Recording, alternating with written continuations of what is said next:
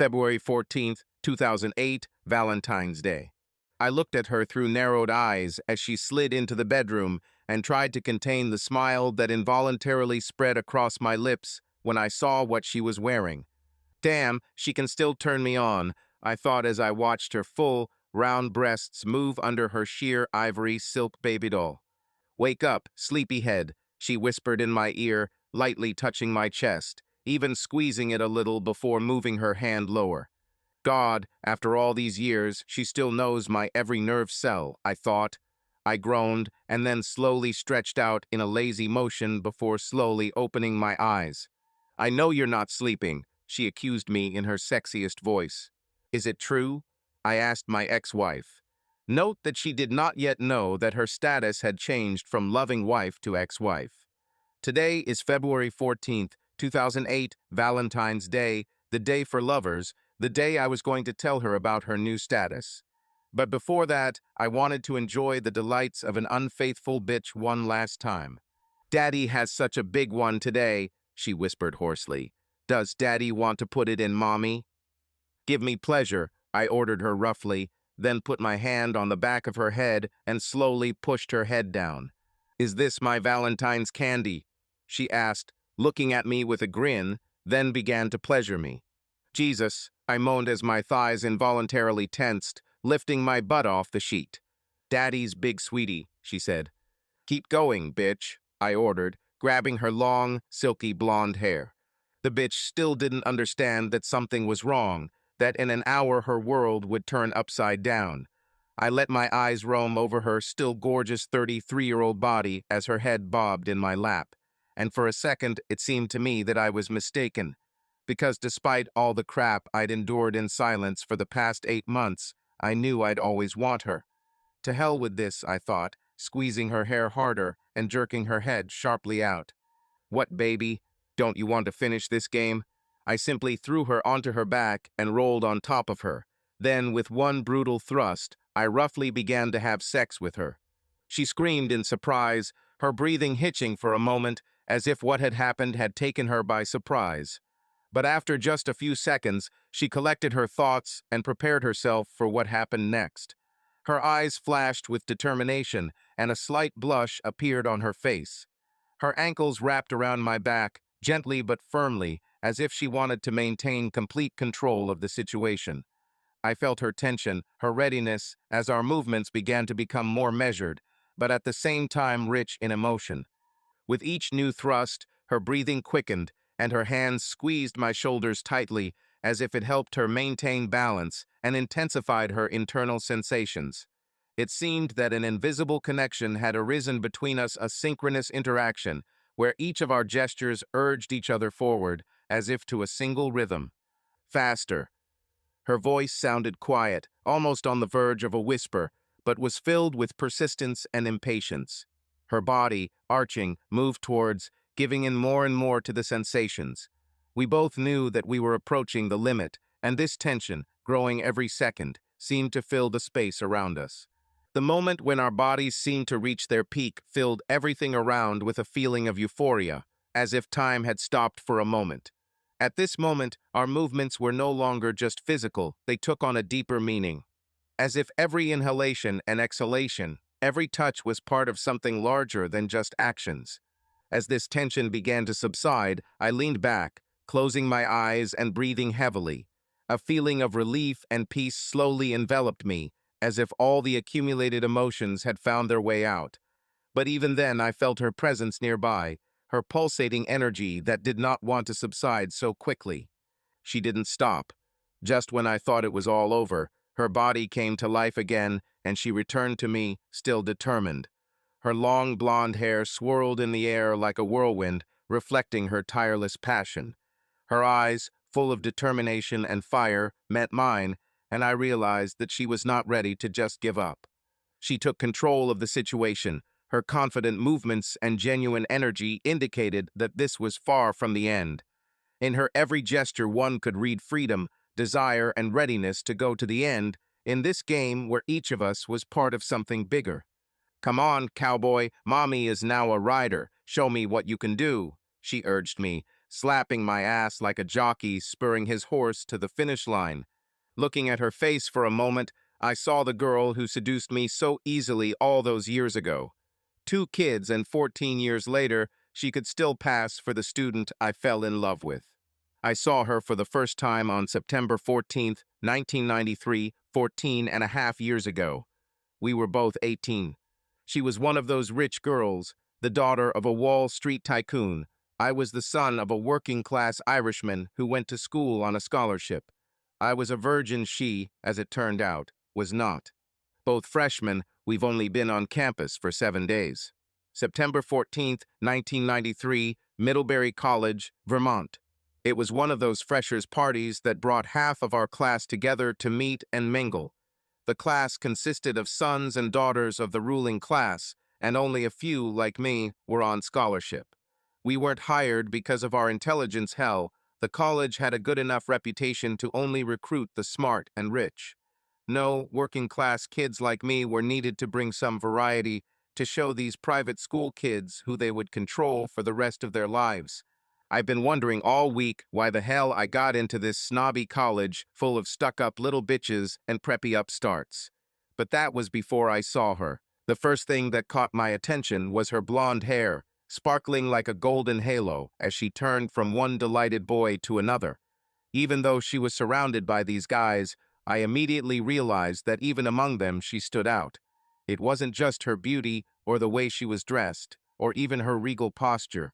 There was something else about her, a sexual charisma that easily attracted the eyes of every guy in the room, and it was clear that she knew about her power and willingly used it.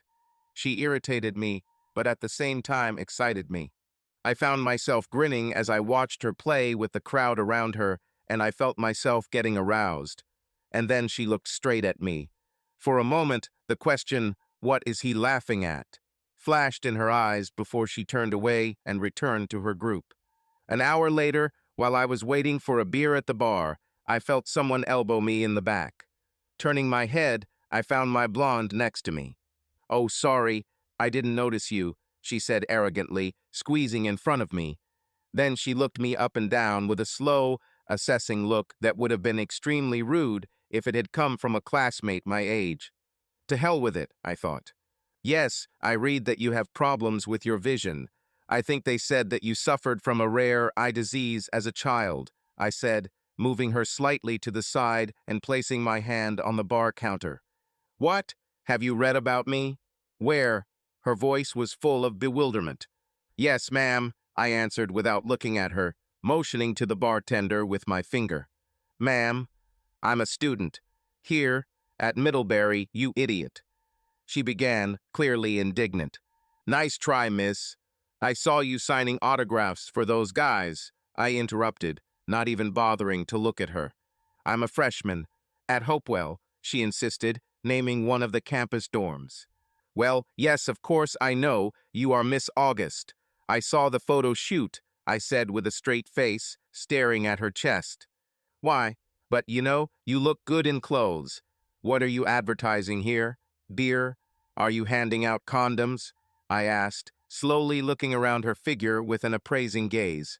"I'm a student, idiot. From New York. Manhattan. Do you even know where this is? My name is Victoria Penelope Smith Worthington. I am a student at the Faculty of Fine Arts," she said proudly. "Is this your stage name? Could you sign this napkin for me?" I asked, feigning a stupid, enthusiastic smile. "Are you even a student at this college? What is your name?" she asked in a tone that would make the dean himself wince. "Oscuris, ma'am. Patrick Oscuris." "Are you Irish?" "From Brooklyn, miss. We're practically neighbors. You can call me Patty, ma'am," I offered with a smile. She curled her lips contemptuously when she heard that we could be neighbors, as if she seriously believed that we were from different planets. "Are you really a student here?" "Can I call you?" I asked, ignoring her question. She stopped, turned to me, and, squinting, asked, "Call me how?" Her lips curved into a slight smile, but her eyes caught mine in a clear challenge. "Do you think you can really conquer me?" "How to call?"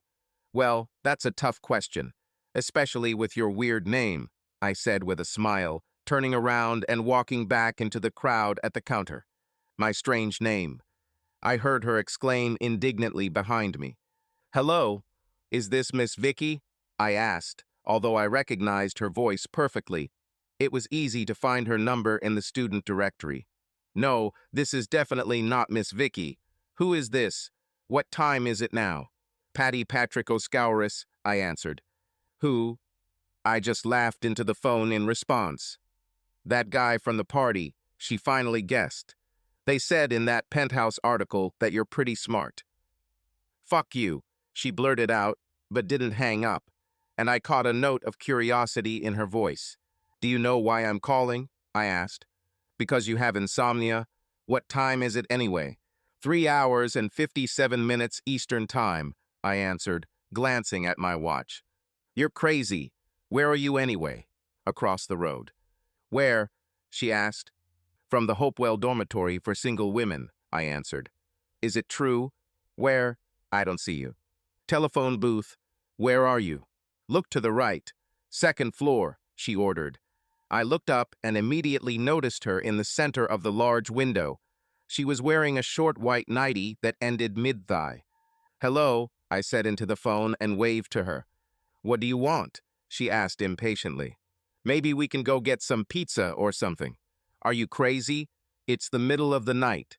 I was sleeping, but I caught a hint of amusement in her voice. "I like your pajamas," I replied. "Pajamas? This is an Italian lace chemise from the House of Versace that I bought in Paris, stupid. But you probably don't even know where Paris is, do you, Patty?" "Paris? Is this that town in Texas?" I faked it with a smile. "Paris, France, idiot, throw it down." "What, to quit?"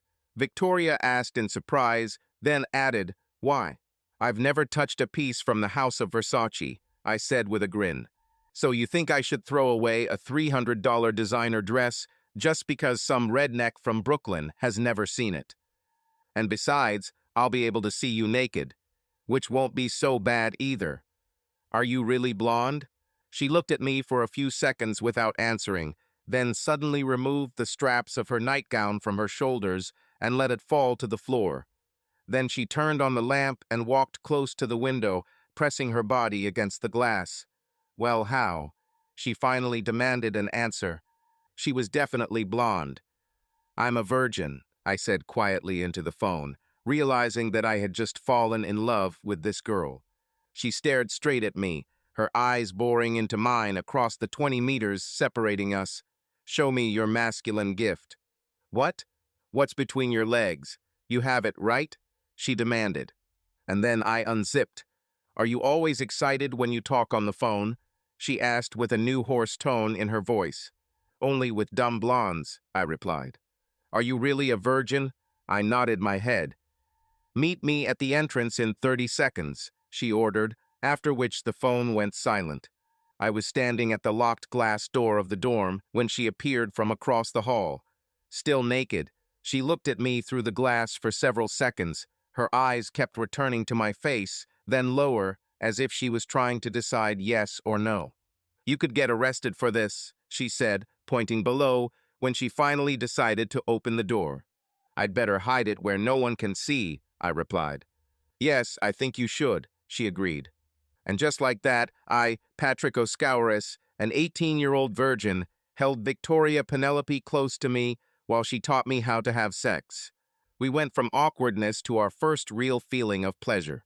Each thrust became more and more confident until I, having gained a rhythm, felt how everything inside me was compressing. We both stood there, breathing heavily, until she broke the silence. "Why are you smiling like that?" she demanded, but her tone was more playful than angry. "Thank you," I whispered quietly. "For what?" She was a little confused. "For this," I said, referring not only to our first sexual intercourse, but to the entire experience she had just given me. "Oh," she replied, understanding my grateful confusion. "Well, you weren't that bad for a newbie." "Pretty good," she admitted, raising an eyebrow. "Do you think we could do this again?" I asked, still smiling. "I think you already do," she said, looking down between our bodies. We ended up in the dorm hall, both completely naked, me continuing to move and her screaming loudly, enjoying every moment.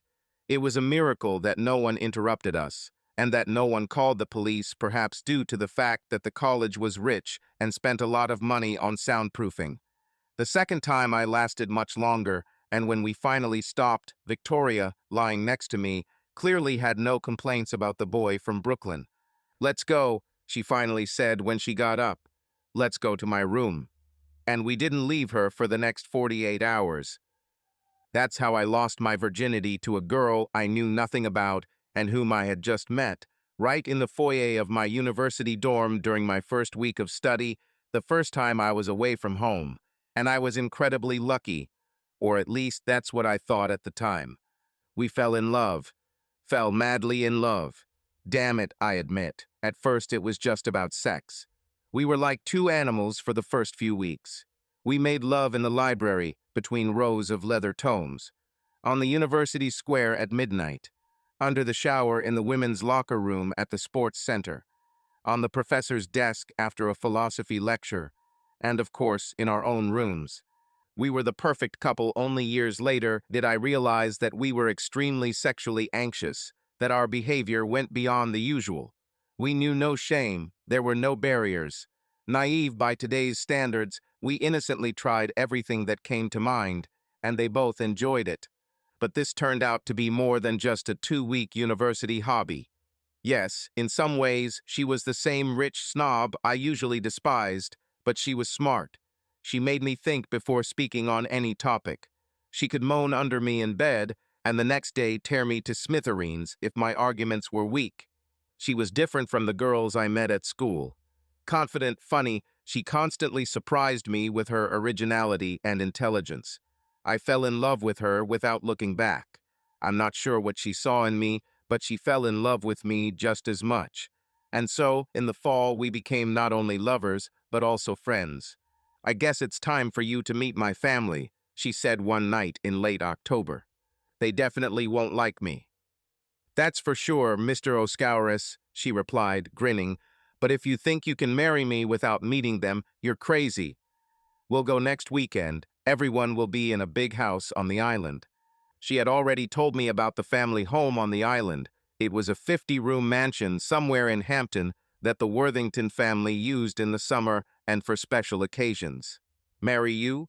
Who's crazy here?" I joked, pretending that the thought had never occurred to me. "This will be the luckiest day of your life," she said boastfully.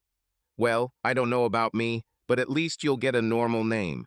Just imagine, Vicky Oscouris," I said, laughing and ruffling her hair. "Ha! You'll have to take my last name," she promised, laughing and pushing my hand away. So, a week later, after much persuasion on her part, I went to my slaughter. Although, I must admit, it wasn't all that bad. Yes, they were a bunch of right-wing Republicans who believed that all union members were communists and believed that they had earned every penny of their millions honestly, even though most of them were inherited. They believed that the poor are lazy people, that the flow of immigrants must be stopped, that the death penalty is an absolutely necessary measure, and that God, of course, is white and voted for Ronald Reagan. But despite the fact that everything they represented and believed in was diametrically opposed to what I believed in, on the whole, they turned out to be quite nice people. This is always the problem with labels regardless of class, religion, skin color, or ethnicity. Most people are actually quite kind and care about the same things we do. Although, of course, there are real scoundrels in every company. And in this family, the biggest bastard turned out to be Reginald Andrew Smith Worthington, a 62-year-old dwarf only 5 feet 4 inches tall. It was this man who, apparently, hated me with all my soul, was Victoria's father. Mutual hostility between us arose from the very beginning. We visited my parents for Thanksgiving. Victoria didn't particularly like Brooklyn, but surprisingly, she got along great with my mom and dad. We each went to our respective families for Christmas, but I was invited to spend the week after the holidays and celebrate the new year at the Worthington townhouse in Manhattan. And exactly at the moment when 1994 began to move, I got down on one knee and asked Vicky to marry me. The sweet girl that she was lifted her skirt and insisted that I please her before she gave me an answer. Then she screamed, yes. Reginald turned out to be a more difficult opponent. My future wife told me that he called me everything from a sneaky piece of black Irish scum to a gold digger who wants to steal the family's millions. And then he got really nasty. But with the silent support of her mother and the support of my parents, we began to prepare for the wedding, and on June 1st, 1994, after our first year of school, at the age of 19, we were married in a much more pompous ceremony than I would have preferred, but in a much more modest, which is what the Worthington family usually liked. In September of that year, my daughter Abigail was born. We juggled family life, a baby, and university studies. My parents helped, and Victoria drew funds from various trusts. We were happy as only young lovers can be. 2 years later, our second daughter, Bernadette, was born. We both graduated in May 1997 and moved back to New York. I had an idea and started a company that filled a small niche in the coming internet boom. Gradually, we began to prosper. In 2000, we bought a bigger house.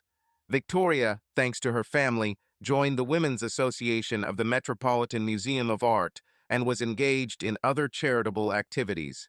In 2003, we bought our own house on the north coast of the island. It was our corner, just for the Skouras, where we could take a break from the madness of the Worthington family. By 2007, my daughters were turning into beautiful and beloved girls. My business was thriving. I was receiving offers to buy the company every day. My wife and I were in love. The sex between us was still incredible. We had a perfect life, so far.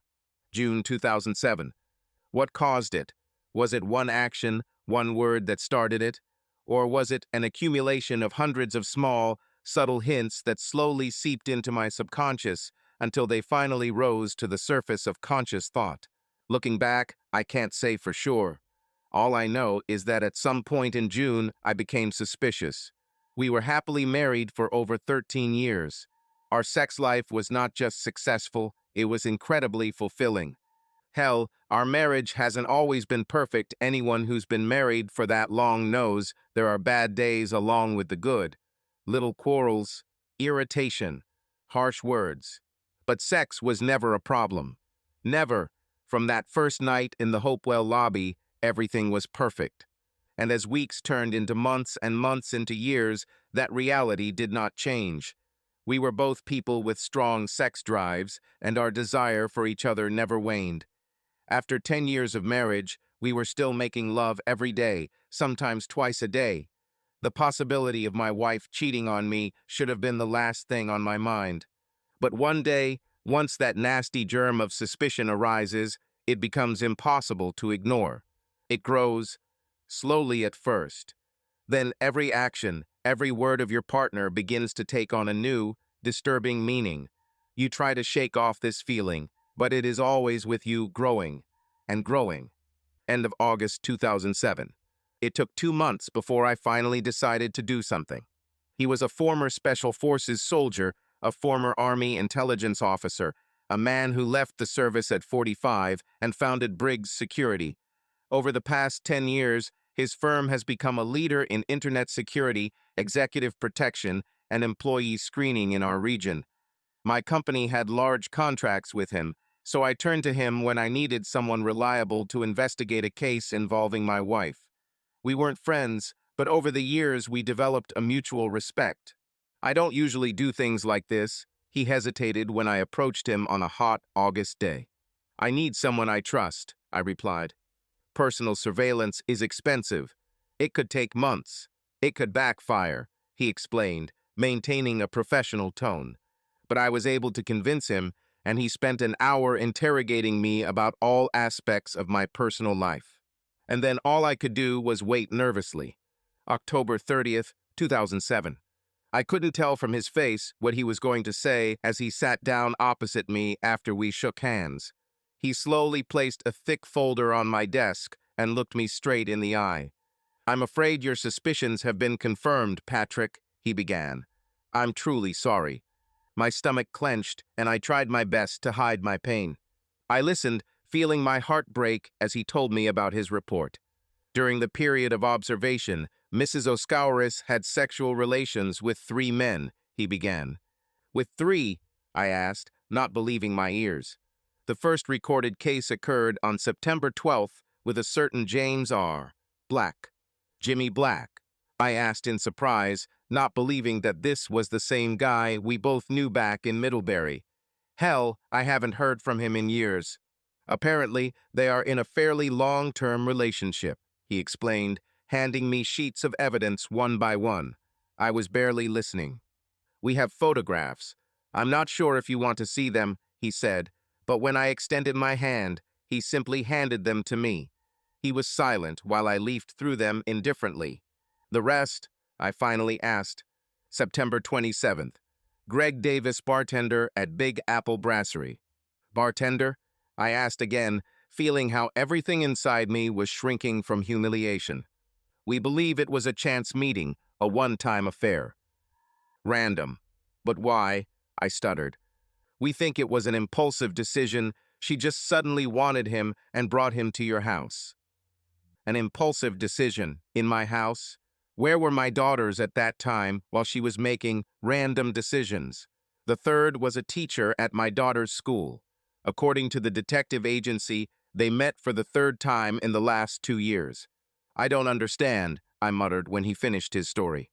I'm very sorry, sir, he answered sincerely, but I sensed behind his words both pity and contempt for the man who allowed his wife to cuckold him.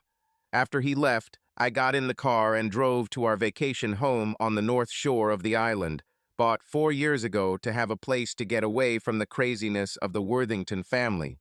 On the way, I called home and told my wife that I would be on a business trip for 3 or 4 days. I got deeply drunk after talking to her. Crazy thoughts were spinning in my head. Divorce her, kill yourself, become another tabloid sensation. Make no mistake, I have considered all of these options. I cried. I was getting more and more drunk. I kept asking myself, why? I could understand this if our sex life was bad, if we stopped having sex or something, if I couldn't get any more horny. But damn, we did it every day, sometimes twice a day, and my wife loved every moment. She would be the best actress in the world if she pretended. I studied the detective's report, checking the dates of her infidelity against my own schedule, which I easily found on my BlackBerry. I was in the city all these days. I knew we made love on each of those days, and yet I had no idea that she was cheating on me. By the time I finally returned to town 3 days later, I had already decided that I would divorce her. Not right away, but soon. I knew there were a lot of issues that would have to be resolved before I could take this step. Children, money, company, houses. To hell with her if she thinks she will get even a penny from me, I thought on the way. Thus began my weeks of quiet preparation. I lived as usual, but inside I already started making plans. And then everything collapsed even more. Christmas 2007. I found them in a shoebox on the top shelf of the closet in the room where my wife spent her teenage years. We spent the week after Christmas at Smith Worthington's, as we had done for the last 10 years. We celebrated Christmas at home, just the 4 of us, Victoria, our 2 daughters, and me, and already on the 26th we went to my in-laws. It wasn't my favorite week of the year, but what can you do? Marriage requires some sacrifices. And so, on the afternoon of the 28th, I was left alone and bored in the Smith Worthington townhouse in Manhattan, after everyone had gone out on business and errands. They were exquisitely bound in red Moroccan leather, small books measuring 10 by 15 centimeters with intricate gold clasps. There were 5 such books. Although they were locked, the mechanism was more decorative and could not interfere with whoever actually decided to open them. I didn't hesitate. Damn it, why not? I was expecting to find some stupid girly posts. There were only 4 lines on the first page. Victoria Penelope Smith Worthington Oscouris. My Sex Life. Volume 2. August 1993, January 1996. What the hell? I quickly opened the other 4 volumes, volumes 3, 4, 5, 6. The 6th volume ended on December 31st, 2006.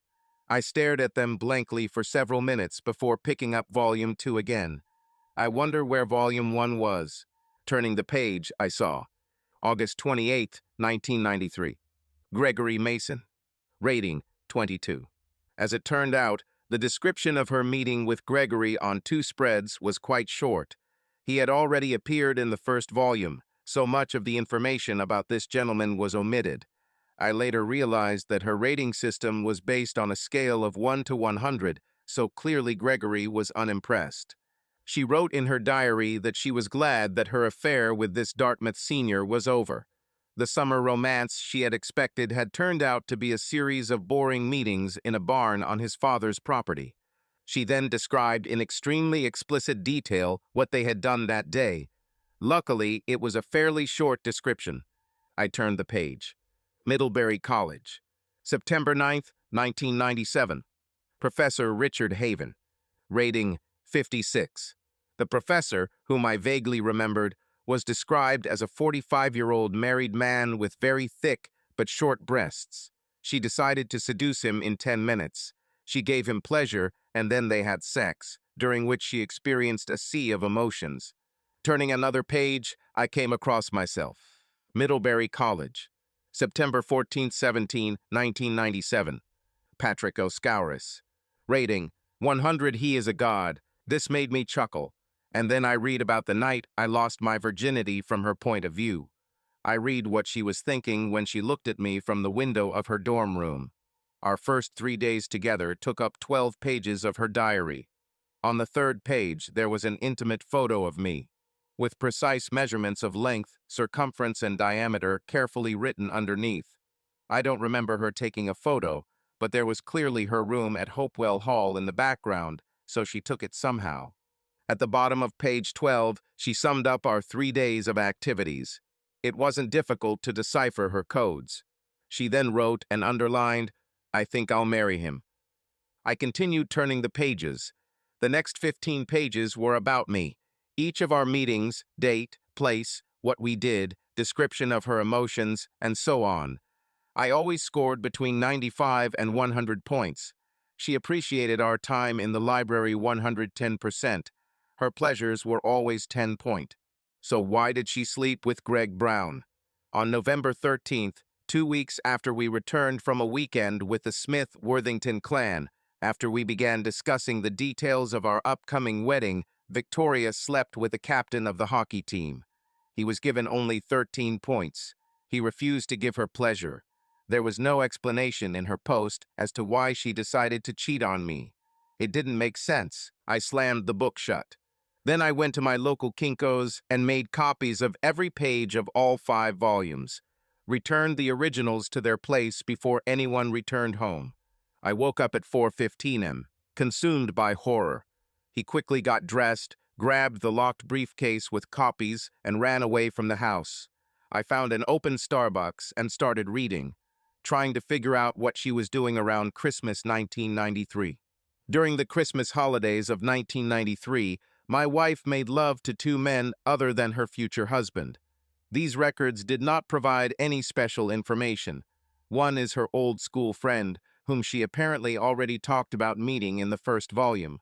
The second entry was about a man she called Mr. X, rating 5, unaccepted attempt at sex at a party. Why were these 2 cases worse than others I've read? Why did I wake up drenched in cold sweat, screaming internally? It's simple. My first daughter, Abigail, named after my mother, was born on September 27th, 1994, and now I know that my wife had slept with 2 men during the period when she could get pregnant. It had never occurred to me before that I might not be the father of my daughters. I accepted the detective's report about Vicky's infidelity, but never took it to the next step, which was that she began cheating on me almost immediately after we met. And too engrossed in reading, I did not realize this when I first leafed through her diary that day. I barely made it to the Starbucks bathroom before I threw up. Then I checked the conception dates of Bernadette, my second daughter. Then again, there could be other possible fathers besides me, including Mr. X. Collecting the necessary samples for a DNA paternity test is quite simple, especially if you all live in the same house. $2,000, and 10 days later I found out. So, 2 weeks later, on January 9th, I sold my business to one of the three companies that had been actively trying to make a deal with me over the past year. By threatening to refuse and sell it to competitors, I ensured that the money was transferred to me on February 1st, although the deal was supposed to be officially announced only on the 15th. I agreed to stay with them for another year. By that time, the money was hidden in Switzerland. I transferred the ownership of two of our country houses to an offshore company. Then I called one of my friends, who once told me over dinner that if I ever wanted to sell the house, I would definitely tell him that his wife was in love with our house. He was interested. "But don't tell anyone," I said as we discussed the terms of the deal in my lawyer's office. "I'm going to give Victoria a new home for Valentine's Day," I explained when he asked why everything was so mysterious. Inspired by this idea, he promised to remain silent, saying that he would inform his wife on the same day they say it would be an ideal gift for her. The deal was completed on February 8th, and the move was scheduled for March 1st. "I'll give this unfaithful bitch 2 weeks to move out," I told myself as I sent money abroad, confident that she didn't deserve that either. February 14th, 2008, Valentine's Day. "Hey there, take a break," my wife demanded, slapping my ass to bring me back to reality. I reached out and grabbed her head, pulling her towards me until our lips touched. "Do you think you're good?" she teased when we finally pulled away from each other. "Better than you deserve," I replied irritably. "Fuck you, you freak," she laughed. "You will answer for this," I promised. "Promises, promises," she said mockingly. The next second she was on my lap, her delicious little ass an irresistible invitation. My hand fell on her. Then again, and again, each blow stronger than the previous one. "Bastard," she screamed, but without anger, considering this another of our sexual games. Her ass was crimson when I stopped. Her screams were still echoing throughout the room. "Damn it, what's gotten into you today?" she croaked. "Well, this is my last day here," I said quietly, getting out of bed and heading to the shower. "Where is your last day?" she asked, looking after me. A few seconds later, she joined me in the shower. Returning to the bedroom, already wrapped in a towel and drying my hair, I waited for Vicky to come out before I opened the door that led to my private dressing room and office. There were only two large leather suitcases lying next to each other on the floor. There was a large envelope on top. "Where are your things?" my wife asked, looking around at the empty shelves, empty hangers, and racks. "I collected them yesterday, sent them to my new place. Everything from the library and office too." "Your new place?" "I rented a condo for a year, and then I'll probably move somewhere else." "What are you talking about? Are we moving into a condo?" "Only me, and I also sold the company, but according to the terms of the contract, I remain with them for a year," I calmly answered, putting on the clothes I had left for the exit. "But I sold the house too. You and the girls must move out by March 1st. "What do you mean? Are you crazy? I divorced you last week in Las Vegas," I said, buttoning up my shirt, and then handed her an envelope containing copies of the divorce and the purchase agreement for the house. "You love me," she shouted. "I used to love." "It's Valentine's Day. We're having a party at the Browns tonight," my wife said confusedly as she opened the envelope and looked inside. "Did you sell the house to the Grahams?" "Sorry, I found someone else. We leave tonight for 15 days in Jamaica. She's younger." I lied. "Younger than who?" Anger flared in her eyes. "It will be better this way," I said, bending down to pick up the suitcases. "This divorce is a sham, it's worthless," she said, waving the papers in front of me. "Do you really think I'll just let you leave? I will sue you for every cent you have. I made you," she screamed as I headed for the door.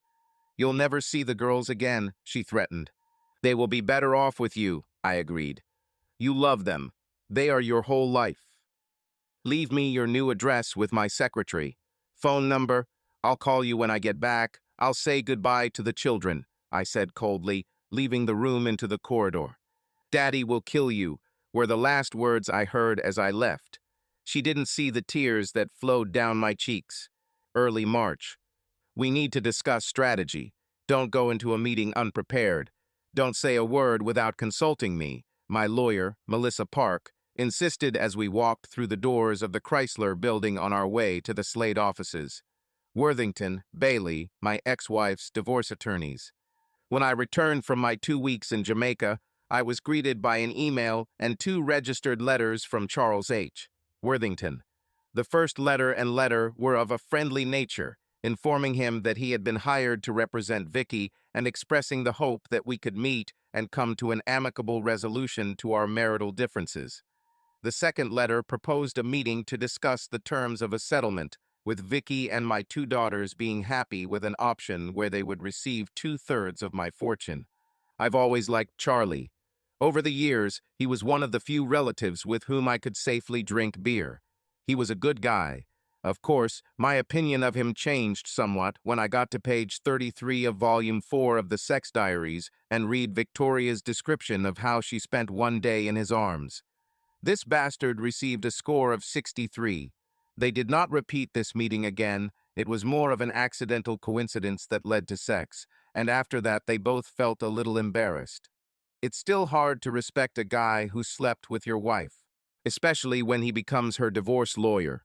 I decided that Charlie would have to work hard to earn his fee. I called my business lawyer after reading Charlie's letters.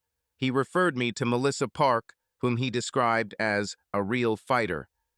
She probably won't take your case, he warned. She prefers to represent women, but if she agrees, it will be the best of the best. Expecting to see a formidable, spunky girl who was into girls, I was stunned when her secretary showed me to her office the next day. She appeared to be about 28 years old and was an incredibly beautiful woman, tall, curvy, with a narrow waist and the kind of long, shiny black hair one could only dream of. "I don't usually work with men, Mr. Oscouris," were the first words she said as she shook my hand. "Well, in that case, I guess we're lucky that this is an easy matter," I replied, sitting down. "An easy matter? I thought that." "Your lawyer said that we are talking about millions," she asked doubtfully.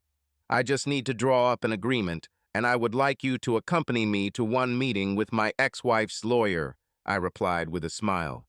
"Have you already agreed on terms with them?" she asked in disbelief. "No, it will be an ultimatum. One chance, or we go to court." "What do you propose to pay, Mr. Oscouris?" "I would like you to put into legal form the following. I have no claim to my wife's property, and she has no claim to mine. She has children, and not a penny." Having finished, I leaned back. "This is all?" she asked in surprise. "No custody rights? No visiting rights?" I shook my head. "Any court will order alimony, Mr. Oscouris. Division of property. Support for your daughters. You can't expect to pay anything," she stammered. "We won't go to court, Miss Park," I promised. "But why should they agree to this?" she asked, obviously confused. "You will find out at the meeting," I answered mysteriously. It seems she agreed to represent me more out of curiosity and because the case concerned the famous Smith Worthington family. She was just dying to know what I was up to. And so, a week later, on a Friday afternoon, armed only with my proposal, Miss Park and I entered the Chrysler building and went into the lair of the enemy. As we were shown into the firm's conference room, my wife, her father, and her cousin Charlie were sitting across the table from us. Charlie extended his hand to me, but I didn't shake it. My father-in-law, his face already red with anger, quietly muttered "bastard" as I entered the room. "Speak up, Reggie." "Stop mumbling," I said, looking at him. "Bastard," he growled. My wife, as always, looked beautiful. Charlie, ever the diplomat, tried to start with polite conversation, but soon moved on to laying out Vicky's demands. I raised my hand and simply laid out the one-page agreement that I had already signed in front of him and passed it across the table. He read it quickly before Reggie snatched the paper from his hand, then looked questioningly at my lawyer. "You know this isn't serious, Melissa," he said pleadingly as my father-in-law tore my sentence in half. "I have a few more copies, Reggie," I said, smiling. Melissa? Charlie asked again. It's Mr. Oscuris's business, Charlie. I'm just his lawyer. But, he began, and then turned to me. You don't want to go to court, do you, Patrick? Publication of all this. This might be fun, I said softly. I saw a glimmer of interest in Vicky's eyes when I said this. Suddenly, I realized that she liked what was happening almost more than I did. We tried to be reasonable, Charlie insisted. Charlie, you're asking for almost $35 million. But you'll still have millions left. Well, I think I'll take my chances and go to court. We'll see what the judge says. The judge will kick your damn Irish ass, the father-in-law promised. Maybe, I agreed, pushing my chair away from the table and starting to stand up. Melissa, clearly surprised by the outcome, also began to rise. Wait, let's talk, Patrick. There's no need to rush. I'm sure we can come to an agreement, Charlie pleaded desperately. Turning to Melissa, I asked, do we need to give them a list of witnesses now?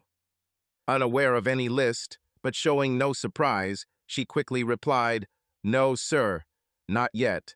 They will get it later, when the trial date is set. What witnesses? Asked Charlie. Lovers, Charlie. Lovers. Which lovers? Charlie asked in bewilderment. The men who slept with my wife. The ones who cuckolded me. Charlie blushed and muttered, that's beside the point. The state has a no-fault divorce. We already agreed to the divorce. Now it's just about the terms of the settlement, Patrick. Maybe, but it won't hurt me in the public eye, will it? Although I'm not sure how it would work if you had to interrogate yourself, I added. Reg, my father-in-law, looked like he was about to explode. Vicky smiled slightly at this. Me? Charlie croaked, his face turning scarlet. If you dare drag my daughters into this dirty business, I will kill you, Reg roared, no longer in control. We're Smith Worthingtons, for God's sake, he added, drooling with rage. I think the judge might be interested in these diaries, and perhaps the New York Post too, I replied calmly. There was no sound in the room for several seconds until Charlie blurted out, what other diaries? Volumes 2, 3, 4, and 5 of the book, My Sex Life, by Mrs. Victoria Penelope Smith Worthington Oscuris, with full illustrations.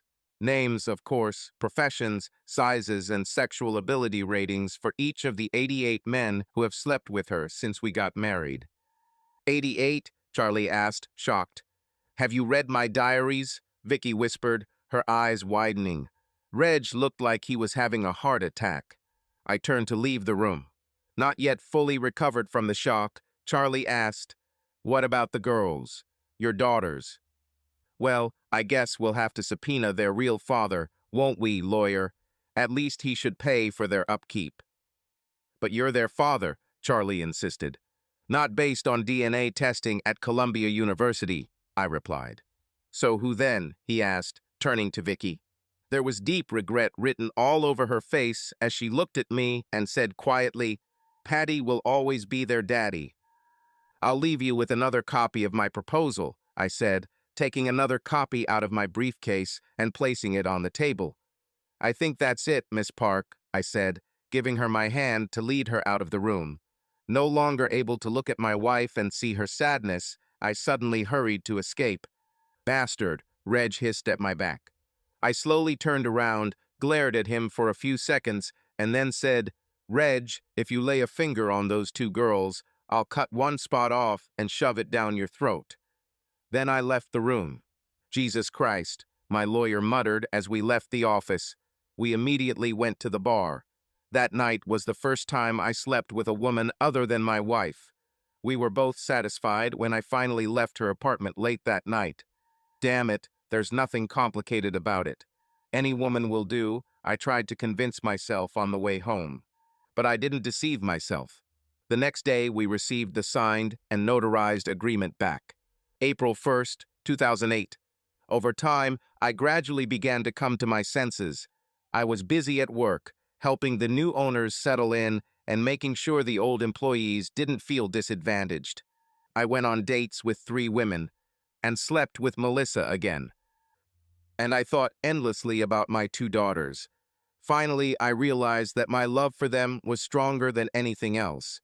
But I didn't do anything, just let the days go by, still wondering about what they were thinking and doing. In the end, I realized that you cannot love a person every second of his life, and then suddenly just stop loving him. It doesn't happen that way. The doorbell of my condo rental rang a few minutes before 8 a.m. on April Fool's Day, April 1st. I was about to leave for work, holding my jacket in my hand, when I opened the door and saw her. We looked at each other silently, not saying a word. Then I abruptly pulled Victoria into the apartment and threw her on the floor. Within seconds, her skirt was hiked up above her waist, and her torn panties were dangling on one leg. We worked like animals, angry, hungry, needy, on the cold marble floor of my lobby, my condo door wide open. Neither of us cared it was fast, hard sex. Then we did it again, slower, but still with such fury, with such intensity that I knew I would never find it with anyone else. I was excited, and still am, she said. I missed you. She didn't have to ask if I missed her. We made love again for the third time. The girls miss you, she whispered much later, as we lay entwined on the bed, sticky and sweaty from our passion. How are they? I asked. They need you, Patty. They need you. They probably hate me. 3/4 of their friends' parents are divorced. I told them that you loved them, that you just needed a little time, that you were angry at me and not at them. But, I started, I know that we won't get back together, but they love you so much. Let them spend next weekend with you. Maybe at a beach house? I'll call them right now, she said, reaching for her bag and cell phone. I remained silent while she dialed the number. When the phone rang, she brought it to my ear. Mother, I heard my daughter's voice. No, it's Dad, I said softly. My 13-year-old daughter Abigail screamed, and then I heard her scream, Bernadette, hurry up, come here, it's Daddy on the line. Tears streamed down my lips as I spoke to both daughters. Vicky, getting dressed and looking at me, smiled sadly. Later, after I hung up after making plans to spend the weekend with my daughters, I walked Vicky to the door. Do you want to do this again? She asked. We both knew the answer. Will I be in the diary? I joked. She reached into her bag and pulled out a familiar red book, then handed it to me. I opened the cover and read, Victoria Penelope Smith, Worthington Oscouris, My Sex Life, Volume 1. Early years. You don't have to. It's none of my business. It's your life, I argued, trying to return the book. Don't you want to know the whole story? Why? Who? A new vulnerable look appeared in her eyes, which I had never seen in all our years together. No, I lied, even though I knew I wanted to. I will always love you, she said, backing towards the elevator, leaving the book in my hands. You should, because I'm the only one who ever got 100, I said with a grin. I saw the light come back into her eyes and a smile bloom on her lips. Ha, you mean I received it, she finally said when the elevator doors opened. Hey, I shouted after him. So how often can I expect these visits? We'll see, she replied, and the elevator doors closed behind her. End. Subscribe to our channel so that your love doesn't cheat on you, and go ahead and listen to the next story, because this story is nothing compared to the next one. If you're under 18, don't even think click to the next one. Click to the next one. Click to the next one.